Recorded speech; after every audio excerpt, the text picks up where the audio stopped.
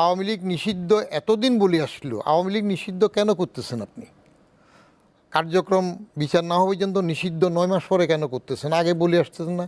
আওয়ামী লীগও তো জামাত নিষিদ্ধ শেষ দিক দিয়ে এরকম করছে।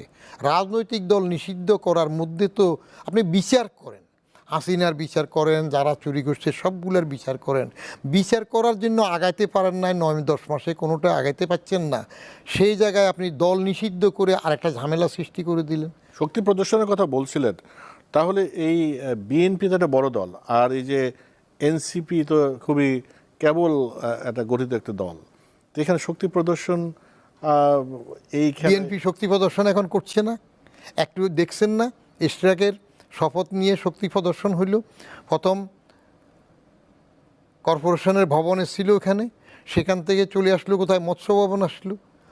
তারপরে এখানে আপনার ইয়েতে চলে আসলো না, কাকরাইলে আসলো না, আসলো না। তো শক্তি প্রদর্শন হওয়ার পরে তো চাপে কাজ তো হয়েছে।